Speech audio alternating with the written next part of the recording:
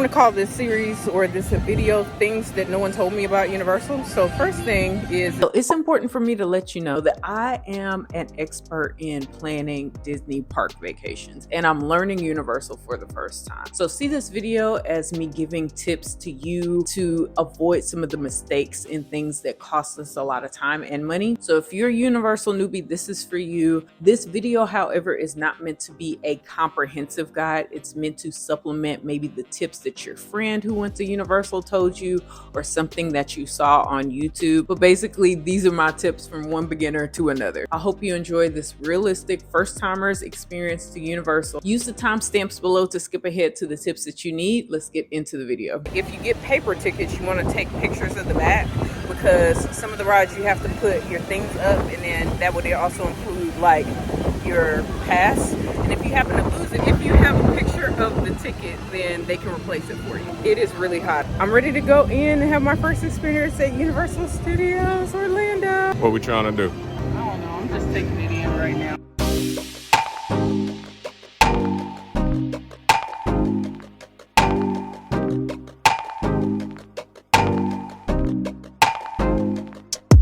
Okay, so checking in, we are having a very, what I would consider a normal guest experience.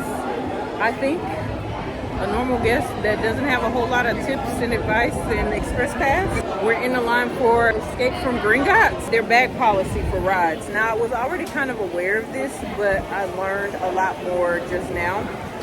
Small bags like what I've got here, you can bring onto the ride, no problem. My water bottle could not go on, so I had to put that in the locker. The lockers are about the size of like a post office mailbox locker, so I can put my water in there and we're good to go. My husband, however, brought like a literal military backpack, and I told him, I said, that's gonna be too big, you're gonna have to put that in a locker. He was like, whatever, we'll just do it. It took me about 5 minutes to learn how to do the locker, like undo it. It took Eric and I both a collective 10 to learn how to do the paid locker. For whatever reason, our tickets didn't work, so we had to go get a locker ticket to unlock it. So we're in the locker, scan them. Oh, you know, somebody else had some other kind of card that they gave that family. And then he paid, then he went back and had to scan it again so that it could open the locker that he paid for, and then he could put his stuff in. So this is the stuff that we've kind of learned so far. Oh, that was the other thing. The dragon that is in Diagon Alley. I just wanted to see the dragon breathe the fire breath. We got there and it kept growling, or you kept hearing like a low growl.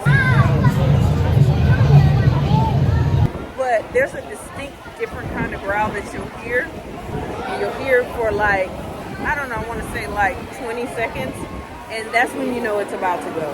It goes off about every 10 minutes. So I know we spent about 10 minutes trying to figure out the lockers because the breath went off on the thing again. So it's cool to stand there and watch, especially if you're under shade. But if you're like, okay, when is this thing gonna happen? You'll notice when the growling kind of changes. I think I have it on video. I can put it here so you can hear the difference.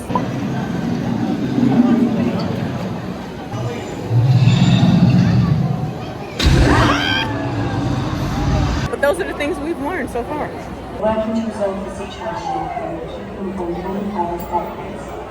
Thank you for your patience. Definitely bring some entertainment or something like that, especially if you have kids. The only other way to skip the lines here is with Express Pass, from what I understand, and that is almost $200 a day per person, unless you're staying at one of their premier resorts or hotels.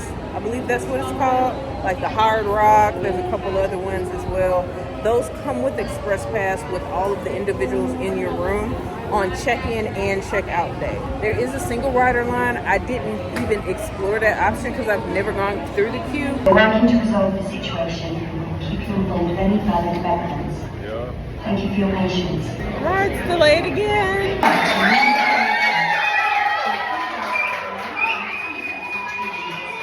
That's the second time that that's happened. Let's hope it stays up this time.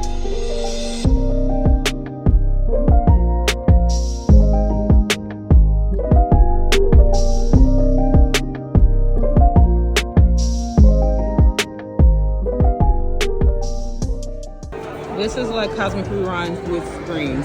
So let me clarify this. When I say it's like Cosmic Rewind, I feel like the track is a much tamer version of Cosmic Rewind. The action and the storyline, though, really remind me of Rise of the Resistance.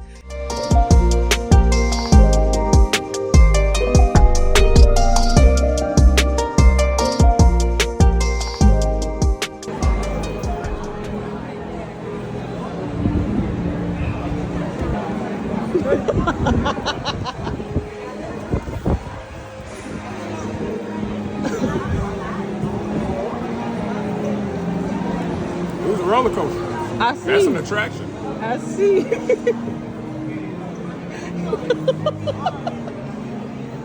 Eric and his drinks. Okay. Ooh, I took too much of the cream. You're supposed to drink it with a straw, I think. Well, I want to try it with the cream too.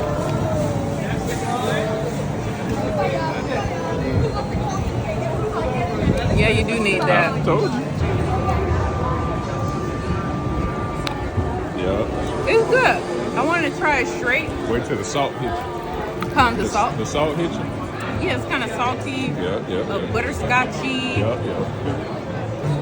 Creamy.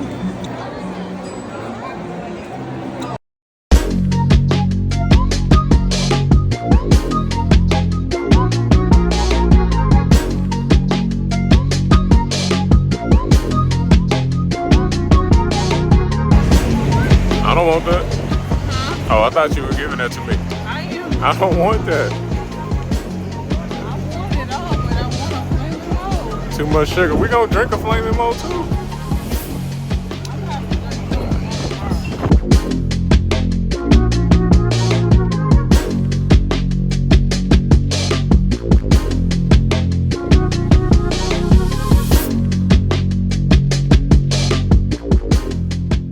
Got off Escape from Gringotts, which was good, a little nerve-wracking. Worth 2 hours of a wait? Maybe, because we've never done it before. But if we had done it before, baby, I was getting out that ride line. So I didn't know Escape from Gringotts was like an actual roller coaster. I thought it was more like a Star Tours thing. Escape from Gringotts, but I thought of it as a tamer Cosmic Rewind, but with 3D. It's important that you know that it is a roller coaster. If you are prone to motion sickness and have not taken your medicine, do not pass go, do not collect $200. You need to go and do that before you ride this ride, because the anxiety of not knowing where you're turning or what's going to happen next had me shaking up just enough. But the crazy part is that my husband was able to get on it and get off and be fine. So if he was able to do it with meds, I'm convinced anybody could, because he's pretty sensitive. I know that everyone's situation is a little different. The second thing is, when the ride was delayed, they were still charging us for the lockers. Small lockers are free up until a certain amount of time. Once that time elapses, you are paying for that locker. No one has ever explained that to me. Last thing before I get into some of this flaming mode, if you do get charged for the lockers because the ride is delayed, there is a locker attendant that you can get to unlock the lockers. This is orange soda. Time to give your life to Jesus. We'll pray for you. Father, in the name of Jesus.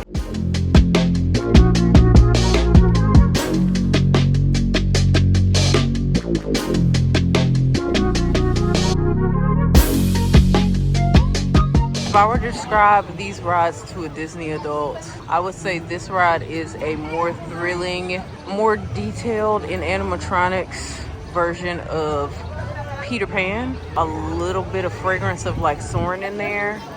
And then I feel like this is what Figment was to so many people. If I could have ridden the original Figment ride, I feel like it would have been somewhat similar to this. All you gotta do is hold on, hold on.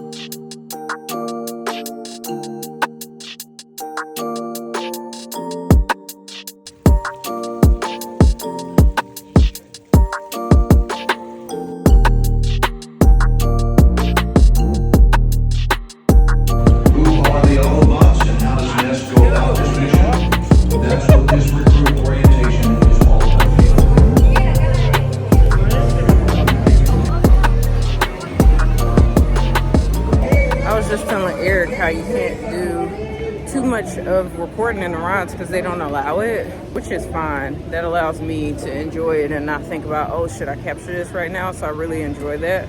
Transformers, you start to see what a lot of Universal fans are talking about, where they're like, well, there's so many screen rides, and I get it, but I feel like that goes with the theme of the park. The theme of the park is to ride the movies.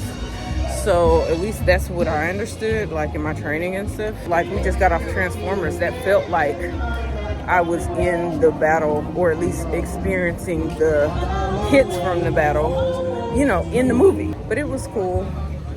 Now I want to ride the train to Islands of Adventure, since we have that opportunity to do so.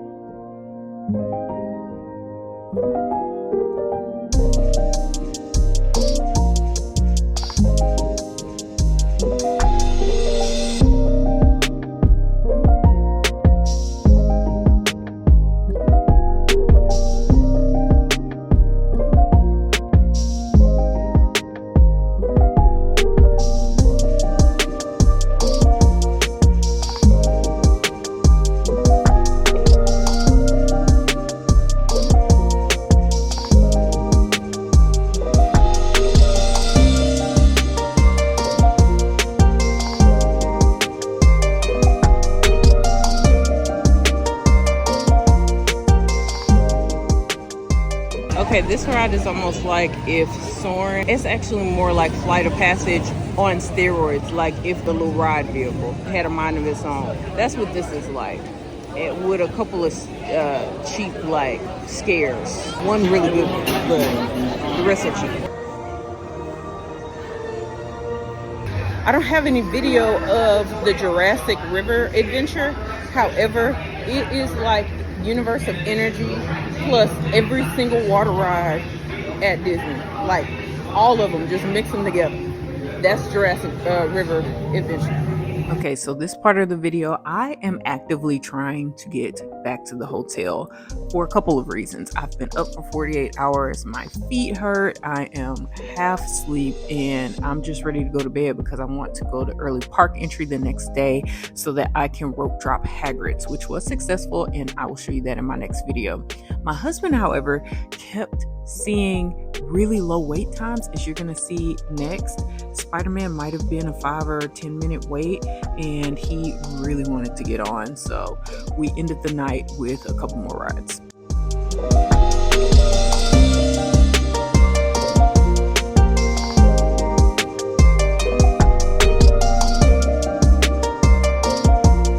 Last ride of the night, the Amazing Spider-Man. It was amazing.